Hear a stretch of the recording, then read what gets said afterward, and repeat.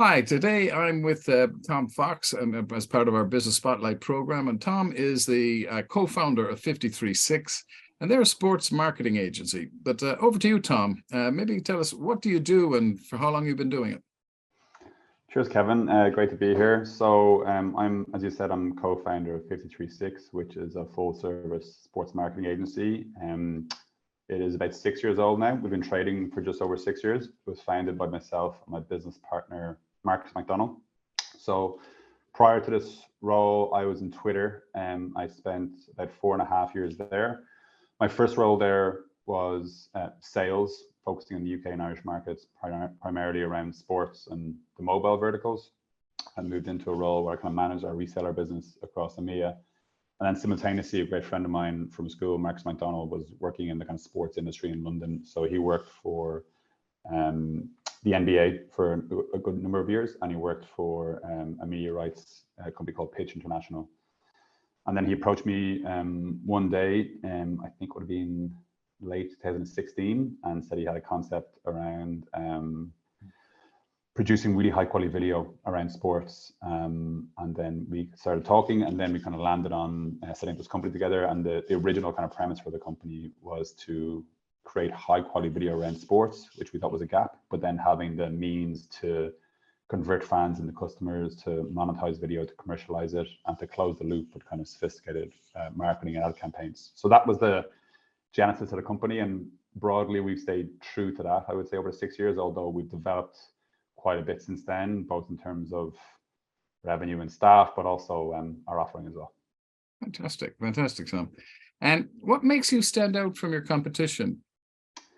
I suppose there's probably a couple of things. We're a service business, so we do have quite a lot of competition. There's a lot of agencies out there. There's production companies, there's media companies, there's creative agencies, and increasingly they're trying to get slices of other people's kind of field. I think what probably makes us stand out is that we have all disciplines in-house pretty much. So we kind of position ourselves as the connections agency for sport. So whether that be creative solutions, production, media, digital marketing, we have all that in-house. So we can really bring a kind of a nose to tail solution. And the answer isn't always video, or it's not always a digital marketing campaign. We can offer, I guess, solutions based on the client's business problem. Sometimes it could be a broadcast documentary. We've got all production in-house. Sometimes it's a very performance-focused digital marketing campaign. Sometimes a rebrand or design fresh. So whatever way anybody in the business of sport or a customer of ours is looking to create a meaningful connection with the fan, we enable that. So we can bring full kind of spectrum. Here's the idea, here's the strategy, here's how it comes to life, here's the content, and here's the campaign. Or you can pick any one or a number of those things equally as well.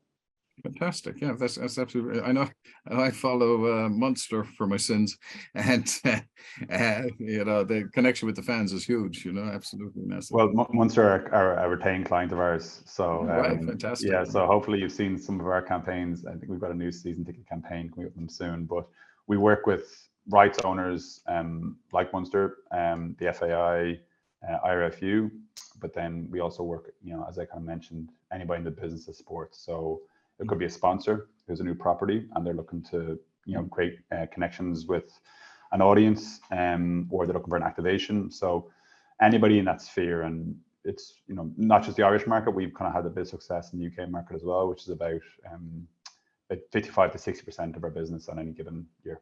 Oh, fantastic, brilliant.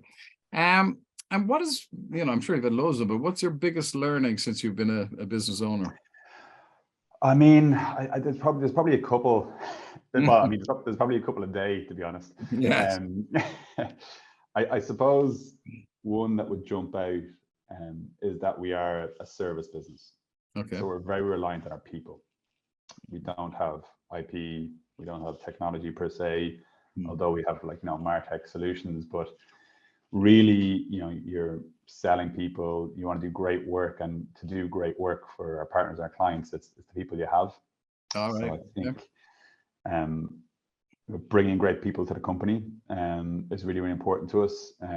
Retaining good people is really, really important to us as well. and effectively, really focusing on that and getting in people who are motivated, hungry, smart, really keen to deliver great work and want to work with the kind of customers that we have as well is really important. And another thing would be probably having the discipline to be able to step away from the day-to-day a little bit. Yes, indeed. Which is absolutely not in my nature at all. Okay. I find it quite challenging, especially when myself and Marcus set it up. I think we would be similar in that way, in that you want to ensure everything that leaves the building is of a certain standard, which I think it is now. We've got a brilliant team in place, but I guess my personality is kind of trying to be over a lot probably. So that's been a challenge, but if we want to scale, if we want to grow, we realize that we have to focus a lot more on new business and strategy. So that's been a kind of a big learning. And then I suppose the third thing would be from the outset having a pretty deep understanding of margin, profitability, the type of work. Yeah, exactly. I mean, I think, in the early stages, as you're trying to grow a business, you're probably, revenue is quite intoxicating because you can see growth and your revenue in, and, but as we started to examine the margins and the more we understood that, that was really the kind of the engine of our business, not the revenue numbers. So we have kind of we've gone from 0 to 100. We've got big software we use now for all timesheets and labor costs and profitability, but that was something we needed to get a handle on very early, and something that's a really core part of our day-to-day operations now. Fantastic. Yeah. Okay. Yeah. Absolutely. Knowing your numbers and the whole ability to delegate, and which is quite different from abdicating. Which is Exactly. I have a lot of chat with our clients about that one. How do you see your business developing over the next 5 years? So the big one's international growth. We've got about 18 people now in Dublin, and since COVID, it's made working remotely with our clients a lot easier. Good. But we, as I said, a large chunk of our business is UK focused, and there's just a higher ceiling there, obviously, for growth, and our ambition is to grow.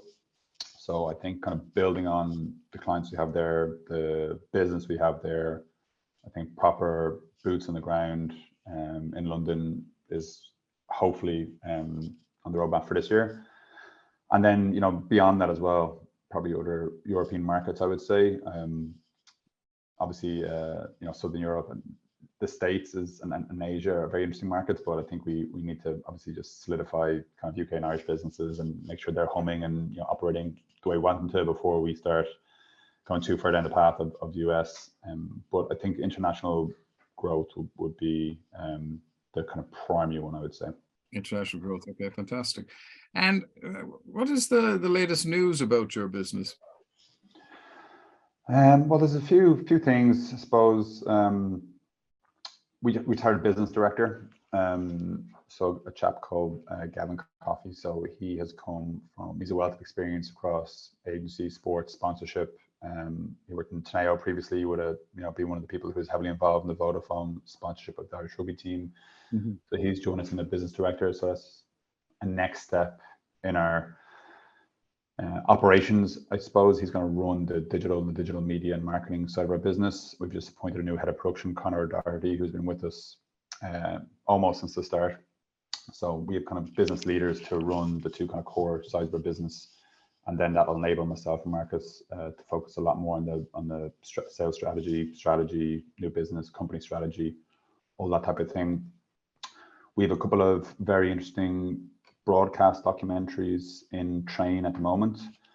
So previously we've produced a documentary on Rachel Blackmore after her incredible year where she won the Grand National and had an incredible Cheltenham. We've done one on concussion rugby as well, and we kind of have a few in progress at the moment, a couple of documentaries which I can't say too much about, but one of them or two of them are boxing. One of them's quite prominent in boxing, and the other one's totally left field. But okay, documentaries.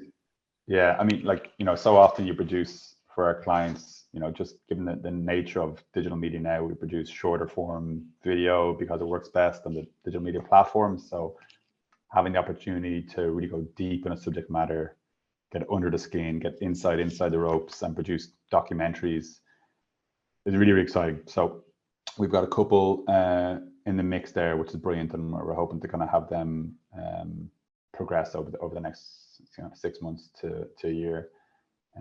We've also just signed a new contract with the FAI, which is brilliant. It's a great time of change in Irish football, on the pitch and off the pitch. So we're absolutely thrilled to be a part of that. And then we started doing some work in the US. So we're doing some filming around Sawgrass for one of our partners out there recently as well. So much going on. Fantastic. There's endless news. They're all very intriguing. Look forward to seeing it. What would you say are the biggest issues you have overcome, the biggest challenges you would have had? What have you overcome, do you think? I mean, I'm sure you get this answer a lot, but to be honest, for us with COVID, not only, the obvious economic conditions, but sport shut down totally for a number of months.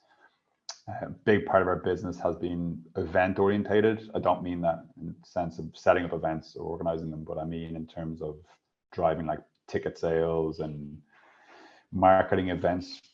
They all obviously shut down for a good period of time, because when sport did come back, it was behind closed doors. Production work obviously became very, very scarce as well. Right. So it was a big challenge, and outside of that as well. When we did kind of get back up running, and I think we're relatively proud of how we kind of kept the ship steering and kept everything kind of on course and all that kind of thing. But it's a momentum killer as well.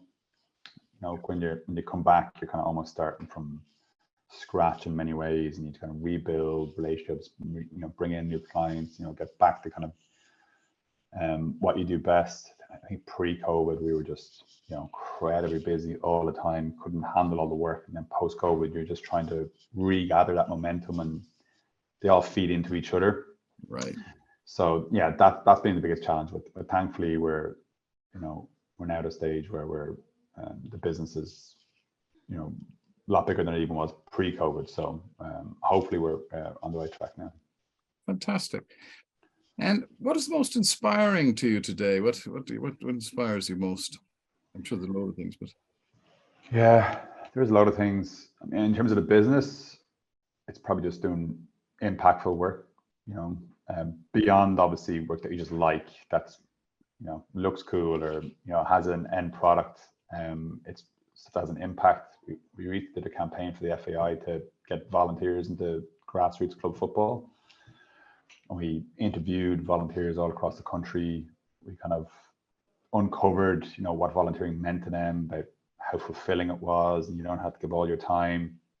And it's quite powerful, actually, the impact volunteers can have in people's lives. And then that insight turned into a platform called Give a Little, Get a Lot. That platform turned into a nationwide TV campaign, big digital media campaign, a website on a page on the FAI website where people sign up to be volunteers, and then you can see volunteers coming in through the clubs and people signing up, and very fulfilling to have start from just an idea and talking to people, and then actually seeing people going into grassroots football and having an impact in people's lives. So that's quite inspiring. And then being able to tell great impactful stories. I think having the opportunity to tell Rachel Blackmore's story is very cool. I'm a horse racing fan myself as well, and she's an amazing person. And then equally, we did a documentary on concussion and rugby for broadcast, and such a topic, yourself as a rugby fan, that's just, excuse the pun, very front of mind.